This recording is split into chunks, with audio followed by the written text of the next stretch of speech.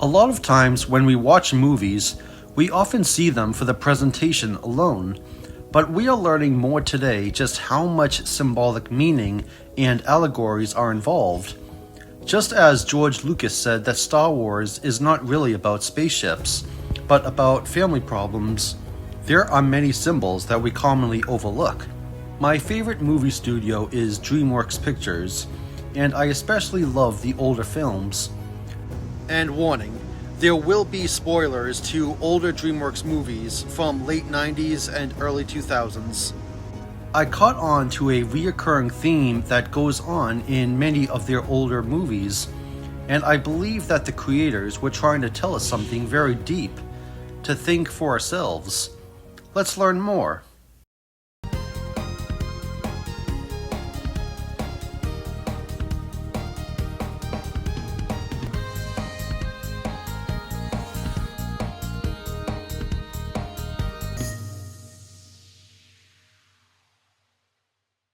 A theory that I have is that the creators of older DreamWorks movies were trying to tell us to have independent thinking and strive for own freedom, even if it invites persecutions.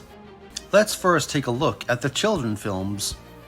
The very first DreamWorks movie was the movie Ants.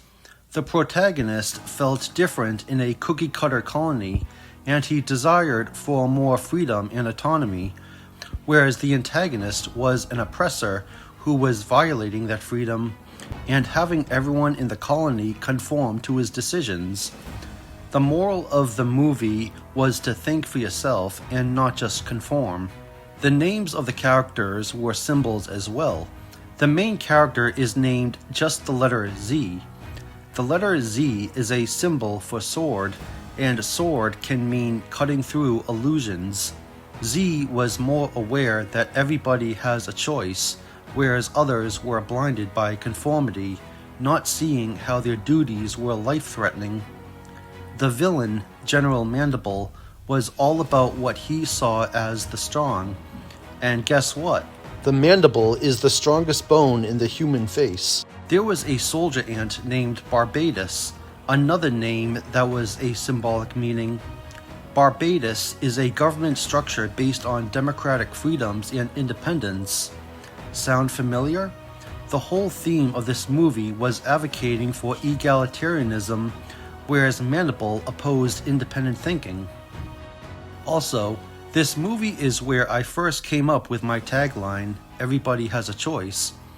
There was a revolution scene in which ants were saying that they don't have a choice, and then another said that they do have a choice. This movie surprisingly also got into an actual political issue. There was a scene near the beginning in which Mandible lied, saying that the termites have mobilized against them and that they needed to declare war.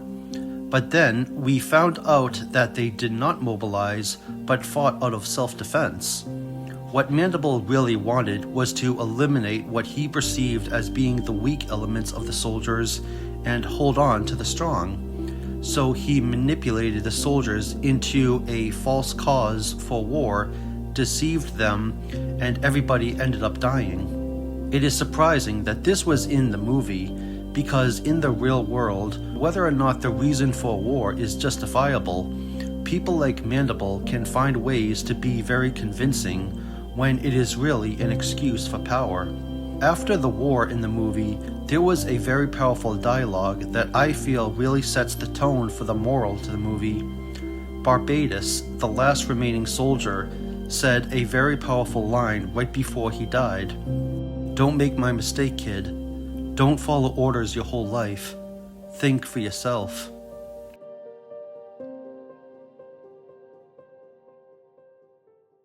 And then if you look at other children movies from DreamWorks, such as The Prince of Egypt, Chicken Run, or even Polly, the main character's freedom is violated, and the villain is the one violating it. It was also a theme in a movie geared towards adults, which is my favorite movie, Gladiator. This movie really gets deep as to what thinking for yourself really means. And the reason I really like it is because it shows that the more you do the right thing, the more you are persecuted. An important moral in this movie is not to care what people think. Notice the difference between Maximus and Commodus. Maximus did not care how people perceived him, whereas Commodus did. And the difference does not mean to not care for people, but it means not to change your values and dignity just because of what others think. Maximus kept doing the right thing, and he was fighting for other people's freedom, despite being a prisoner. Commodus was already free and making himself a prisoner by fighting for people's approval. He kept changing his values for the sake of wanting to be loved, whereas Maximus understood that love is something to offer and not just receive. I also believe that there is a symbol behind the decision to have the movie be about gladiators. There is a scene in which Proximo described Commodus by saying, "He knows too well to manipulate the mob." If we decode that symbol in today's context, it would make a lot of sense for him to say, "The media knows all too well how to manipulate the crowd." In both contexts, it is the negative that sells, and entertainment that really does not serve human values. That is why I love Maximus for giving people what they needed and not what they wanted. This is also why I did not like the second movie, since it felt like it contradicted the main message of the first movie.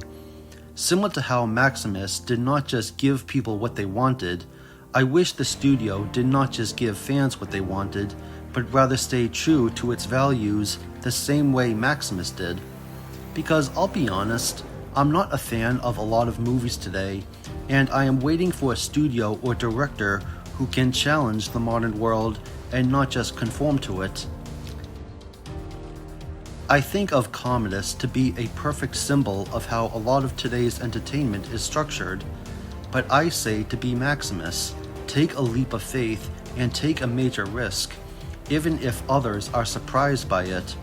Just as a lot of people turned against Maximus for doing right, I think a lot of people fear being the minority, but I say go for it. So the reason I wanted to talk about older DreamWorks movies was because they really align with the message that I am trying to share with others. Think for yourself and don't let world conformity change your values over time. It is not about reputation, it is about integrity. Be hated for what's right, not loved for what's not. Just remember that even the minorities have followers at all, that is, as long as they display the heart.